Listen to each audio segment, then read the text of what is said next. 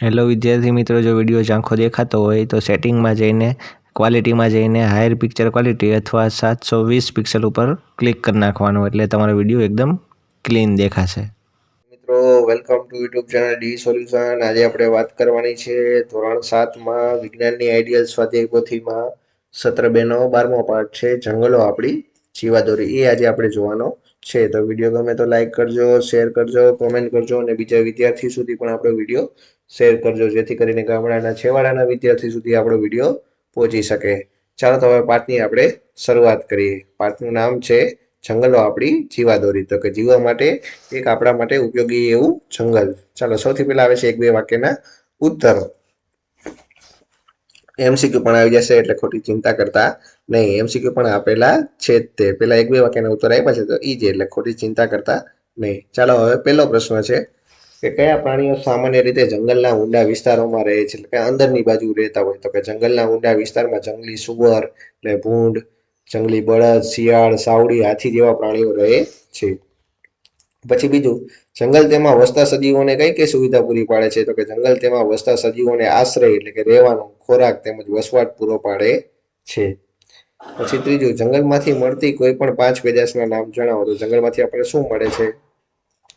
તો કે જંગલમાંથી આપણે લાકડું, ગુંદર, તેલ, મધ અને કાથો મળે છે. પછી આગળ આવે છે ચોથો, વૃક્ષના પ્રકાંડ ઉપર ડાળીઓવાળા ભાગને શું કહે છે. તો કે વૃક્ષના પ્રકાંડ ઉપરના ડાળીઓવાળા ભાગને વૃક્ષનો તાજ એટલે કે મુગટ કહેવાય છે. પછી પાંચમું, ઊંચા વૃક્ષો તેનાથી નીચા વૃક્ષો અને અન્ય વનસ્પતિને કઈ રીતે મદદરૂપ બને છે. તો કે જંગલમાં ઊંચા વૃક્ષોની ડાળીઓ નીચા વૃક્ષો પર છવાઈને છત્રછાયા પ્રદાન કરે છે. જંગલનો સૌથી ઉપરનો વિસ્તાર છત્રછાયા વરસાદની ઝડપને રોકે છે. આથી નીચા વૃક્ષો અને અન્ય વનસ્પતિને વરસાદનો સીધો માર લાગતો નથી. પછી છઠ્ઠું, જંગલમાં ઊંચાણવાળા વિસ્તારથી નજર કરતા કેવું દેખાય તેનું વર્ણન કરો.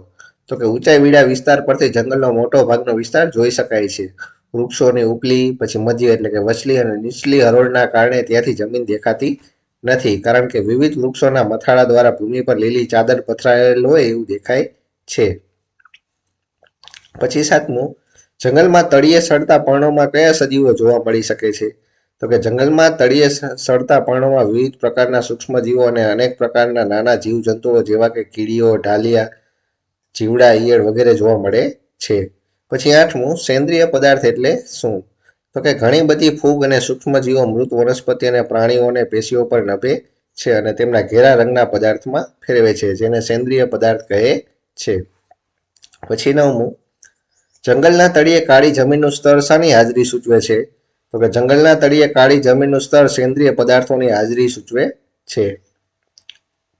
પછી 10મું, હરણા જેવા પ્રાણીઓને જંગલ કેવી રીતે મદદરૂપ થાય છે. તો કે હરણા જેવા તૃણાહારી પ્રાણીઓને જંગલ વસવાટ એટલે કે આશ્રય અને ખોરાક પૂરો પાડે છે. શિકારી પ્રાણીઓથી બચવા ગીચ જાળી પણ પૂરી પાડે છે. પછી 11મું, ફૂગ પોતાના જીવન માટે કોના પર નભે છે. તો કે ફૂગ પોતાના જીવન માટે વનસ્પતિ અને પ્રાણીઓની પેશીઓ પર નભે છે અને તેમના ઘેરા રંગના સેન્દ્રિય પદાર્થમાં ફેરવે છે. પછી 12મું, જંગલ તેમાં રહેતા લોકોને કયા કયા પદાર્થ પૂરા પાડે છે. તો કે જંગલ તેમાં રહેતા લોકોને ખોરાક, રહેઠાણ, પાણી અને દવા પૂરી પાડે છે. આ લોકો ઘણી જડીબુટ્ટીઓનું પરંપરાગત જ્ઞાન પણ ધરાવે છે. ચલો પછી આગળ 5મો પ્રશ્ન છે કે માગ્યા મુજબ ઉત્તર લખો. આકૃતિમાં ચિત્રકાર નામનિર્દેશન અને તીર આપવાનું ભૂલી ગયો છે. નીચે આપેલ શબ્દો દ્વારા નામનિર્દેશન કરો અને પ્રક્રિયાની દિશા જણાવો. ચલો આ બધા તમારે આ જેટલા પણ આપ્યા છે આ બધા શબ્દો એ તમારે દર્શાવવાના છે. તો કેવી રીતે દર્શાવવાના છે. તો સૌથી પહેલા અહીંયા ઉપર આવશે વાદળો, પછી અહીંયા આવશે વનસ્પતિ, પછી આ આવશે મૂળ અહીંયા, પછી અહીંયા આવશે પ્રાણીઓ, પછી આ બધું સાઈડનું છે એ બધું વાતાવરણ છે. નીચે આવશે જમીન, પછી વાદળોમાંથી શું પડે છે, વરસાદ, અને વૃક્ષમાંથી આપણને શું મળે છે, ઓક્સિજન, અને કાર્બન ડાયોક્સાઇડ પણ શું કરે છે તે બહાર કાઢે છે. બરાબર. ચાલો નીચે આવેલું છે જળ સપાટી, એટલે કે આ પાણી છે. બરાબર. ચાલો આવી રીતે આ દર્શાવી દેજો આ બધા શબ્દો. બરાબર. ચાલો પછી આગળ આવે છે તમારા ફેવરેટ વિકલ્પો. એમાં પેલું છે કે નીચેના પૈકી કોણ જંગલી પ્રાણી નથી. તો જવાબ આવશે સી, ઊંટ. પછી બીજું છે નીચેનામાંથી કયું વૃક્ષ જંગલ વિસ્તારમાં તેમજ શહેરી વિસ્તારમાં પણ સામાન્યતઃ જોવા મળે છે. તો જવાબ આવશે ડી, લીમડો. પછી ત્રીજું છે નીચેનામાંથી કઈ વસ્તુ વન્ય પેદાશની નથી? તો જવાબ આવશે સી પેટ્રોલ. પછી આગળ ચોથું છે નીચેના પૈકી કઈ જંગલની પેદાશ નથી? તો જવાબ આવશે ડી કેરોસીન. પછી આગળ આવે છે પાંચમું, સૂક્ષ્મ જીવો મૃત વનસ્પતિ પર પ્રક્રિયા કરી ખાલી જગ્યા બનાવે છે? તો જવાબ આવશે સી સેન્દ્રિય પદાર્થ. પછી છઠ્ઠું છે કયો સૂક્ષ્મ જીવ વિઘટક તરીકે કાર્ય કરે છે? તો જવાબ આવશે ડી બી અને સી. એટલે બી માં આવશે ફૂગ અને સી માં આવશે જીવાણુ.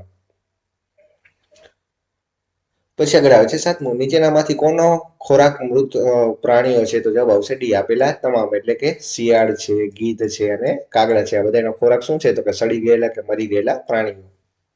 પછી આઠમું છે વનસ્પતિ ખાલી જગ્યા દ્વારા હવામાં પાણીની વરાળ મુક્ત કરે છે? તો જવાબ આવશે સી બાષ્પીભવન. બાષ્પીભવન એટલે સૂર્યનો પ્રકાશ પડે એટલે પાણીનું વરાળમાં રૂપાંતર થઈ જાય.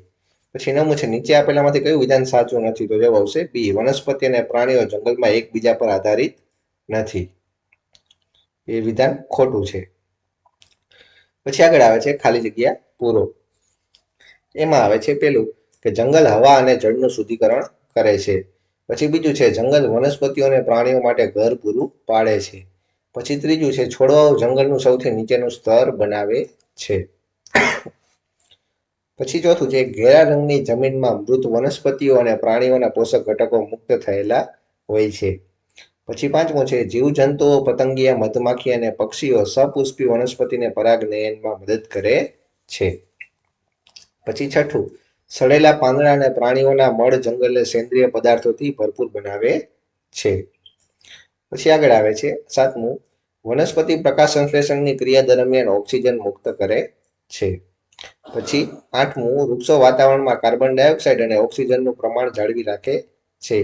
પછી નવમું છે વૃક્ષોના મૂળ દ્વારા પાણી લે છે અને હવામાં બાષ્પ સ્વરૂપે પાણી મુક્ત કરે છે.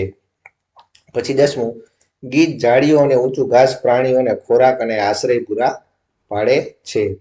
11મું, જંગલના અધિકારીઓ કેટલાક પ્રાણીઓની હાજરીમાં તેમના મળ અને પગલાના નિશાનથી ઓળખી શકે છે. પછી 12મું, જંગલો વાતાવરણ, જળચક્ર અને હવાની ગુણવત્તાને અસર કરે છે.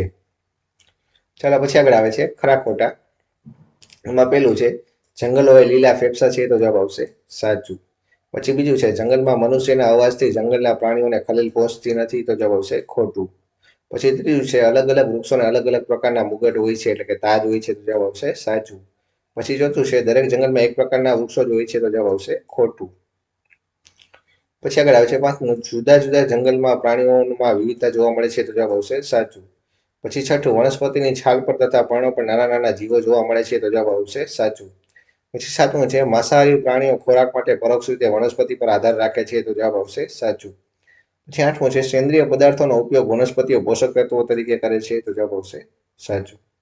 ચાલો તો અહીંયા આપણો આ પાઠ પૂરો થાય છે. વિડીયો કેવો લાગ્યો તે કોમેન્ટ કરજો અને બીજા વિદ્યાર્થીઓને પણ પહોંચાડજો, જેથી કરીને ગામડાના છેવાડાના વિદ્યાર્થી સુધી આપણો વિડીયો પહોંચી શકે. ચાલો તો વળી પાછે જોતા રહેજો આપણી ચેનલ ડી સોલ્યુશન. વળી પાછા નવા વિડીયોમાં મળશું.